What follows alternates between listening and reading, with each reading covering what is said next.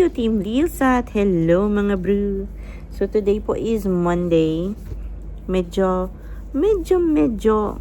pataas na yung energy natin. But anyways, mag-haul tayo kasi may na-purchase akong mga items sa Shein. Tadan! May nag-send kasi sa akin ng link. May mga discount. So lahat itong napamili ko is around mga 2,500 yen lang siya lahat. But anyways, umpisahan na natin. Yung first item is ito. Kung ano-ano lang din yung nilagay ko sa cart kasi nga may discount. Yan. Bumili ako ng mga hangers ni Baby Jack. Bali ilang pieces to? 2, 4, 6, 8, 10. 20 pieces na yung kids hanger.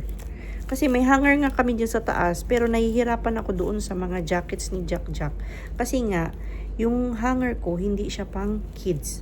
Tapos medyo nauubusan na rin ako ng hanger. Kaya yung mga hanger na ginagamit ngayon sa mga jackets ni Jack, gagamitin ko. Ito na. So, ayan. 20 pieces. Pag nakita ko yung prices, kung magkano ko siyang nabili, lalagay ko dito sa screen. Next one, ito. Parang lalagyan siya ng mga cards. Kasi parang ang dami kong cards ngayon. Gusto kong lagyan ng lalagyan. Ay! Ito yung ano niya. Yan. So, meron siyang ganito. Ito lagay dyan. Para ma-organize yung mga cards. Next item. Kasi magsusnow adventure kami. And yung mga gloves na nandyan sa taas, medyo, ano na sila, nagabok. Ano ba? Paano ba yun? Yung parang, ano ba tawag nito? Kalimutan ko yung Tagalog word. Lagi kong pagbibisaya kasi nga araw-araw nagbibisaya ako dito sa bahay kasi nga bisaya si Papang. Yung mga Tagalog words minsan na kakalimutan ko na. So yung gabok, alam ko, nagagabok, alam ko, Tagalog yan. Hindi ako nagkakamali. Kaya bumili ako nito kasi nagagabok na yung mga ibang gloves na nandiyan sa taas. So bumili ako. Yan. So mura lang kasi yung mga gloves doon sa Shein app. Kaya bumili na rin ako. Next item, yung parang ano siya, mahabang, ayan. Kasi ayoko na yung hanggang bewang. Gusto ko yung nasa legs lang na parang, ano bang tawag nito? Tights. Next one, bumili ako ng mga panty. And ito, hindi ko alam kung kasya sa akin itong mga panty na to. Kasi medyo lumiit nga ako. Tapos parang nagkamali ako sa size na napili ko. Parang kasya naman siya. So, ayan. Ay, parang ang ganda niya.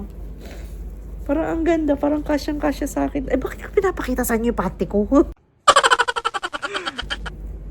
But anyways, may paganyan pa siya dito. Parang matibay naman. Parang tatagal naman siya. So, 1, 2, 3. Good for 7 days. Kung tamad maglaba, may 7 days na pair ng panty. So, yan. Tapos, next, ito, pantulog. Ang summer na pantulog. Ayan. Parang ang laki ng nabili kong size. Medyo maliit na ako ngayon. Char, lupiit. Yan. Tapos, may partner siya na tada, pajama. And inano ko lang siya kung ano siya, maganda ba yung quality para tinignan ko lang kung maganda yung quality niya. Maganda naman po yung quality. So, ito yung pants niya and ito yung t-shirt. So, maganda yung quality niya. Maganda yung tela malamig. Maganda to pang summer. Next item, ito. Kung ano-ano yung nilagay ko sa cart. Ano ba yan, Lilia bro? Nalala ko dito. Ayan. Yung charge mo, meron ng USB charger. Kasi sa taas, nagkulang na yung mga saksakanan ng charger ng cellphone. Ito na yung isang gloves. Chin. Kasi, yung isang gloves ni Papang, okay pa naman sana siya. Kaso yung isang pair, nawawala. Kung hindi ito kay Papang, kay Kuya Jerome, ang laki. Next item. Ano to? Medyas. Bumili ako ng mga pang-winter na medyas ko. Kasi yung mga medyas ko ngayon dyan, mga pang-summer ba, maninipis. Tchadan! And hinabaan ko na. Ay, maganda yung quality niya. Maganda yung quality. So, 1, 2, 3, 4, 5, 5 pair ng medyas. Ayan. Maganda yung quality niya, makapal. Pang winter talaga siya. Wala kasi akong pang winter na medyas eh.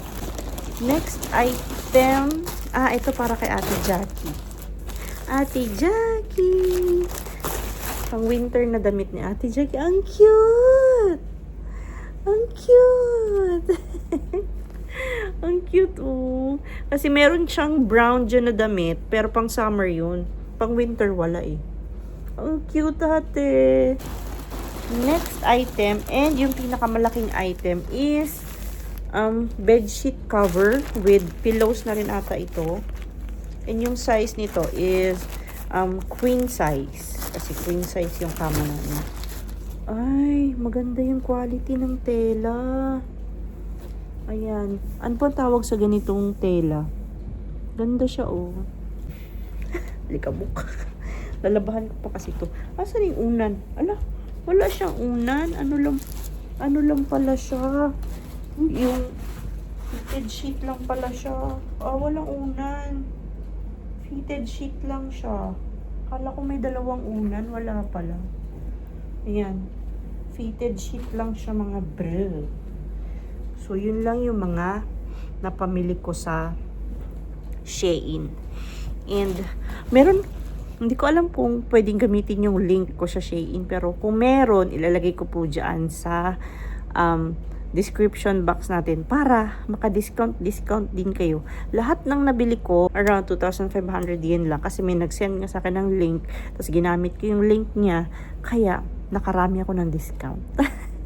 But anyways, yun lang yung ating vlog for today. Gusto ko lang mag-haul and gusto ko lang mag-update na pang ilang day na ba ngayon. 19 ako na infusion. 19, 20, 21, 22, 23, 24, 25, 26, 27, 28, 29, 30, and December 1 na pala today.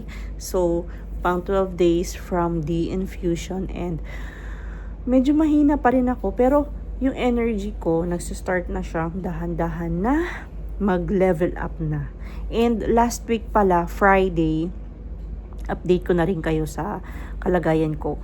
Last week Friday, nagkaroon po ako ng, anong tawag nito? MRI with contrast. So, naka 3 months na po kasi after nung mga radiation sessions natin. So, nag-request na si Happy Sensei ko or yung doctor ko dito sa Japan, nag-request na siya ng MRI. So, wala naman daw masyadong expectation kasi nakita naman sa scans, yung normal na CT scans na di naman lumalaki yung tumor ko sa utak. Pero para makasigurado pa rin sa activity or sa size or sa kung anong nangyayari, nag-request pa rin siya ng MRI kahit meron ng mga CT scans kasi mas parang detailed yung MRI compared doon sa mga CT scans eh. So, malalaman yung result nun this coming December 10 sa 5th infusion ko ng Enhertu. Pero nangyari yung MRI last week Friday. Sobrang kabado ako pero buti na lang may reseta ako nung parang maliit na gamot. Lalagay ko dito sa screen. Maliit siya na gamot, isang piraso. Kailangan ko siyang inumin 30 minutes before the yung mismong time kung saan hihiga na ako sa MRI machine, 30 minutes before. So, sinabi ko naman yun sa operator and yun nga, ininom ko yung gamot and super na help ako ng gamot. Kasi parang yung bilis ng tibok ng puso ko, parang kumalma siya ba dahil doon sa pampakalma na gamot na yun. So, yun din yung ginamit ko before, kaya na-survive ko yung 5 times na radiation session nung dito sa utak ko naman nung nagkaroon ako ng brain tumor na kailangan irradiation. Yun yung gamot na nakahelp din sa akin para ma-survive ko. So, kahit may claustrophobia ako, nasa tight spaces, natatakot talaga ako, yung parang nasasakal yung pakiramdam and kinakabahan. Dahil doon sa gamot na yun, kumalma ako. But anyways, yun lang yung ating quick haul for today and yung quick update sa mga past days. Hindi ako nakapag-vlog mga bro kasi nga hindi okay yung pakiramdam ko and hindi ko rin matatapos yung vlog. Pero yung vlog natin today, ito lang. Mag-quick haul lang ako and i-update ko lang kayo. So, yun lang po. Maraming salamat po sa panonood at sa pagtambay today sa channel namin. Please do like, comment, and subscribe. And always remember, whatever you are, be a good one. Bye-bye for now and see you again on our next one. Bye! Sa next vlog po ulit.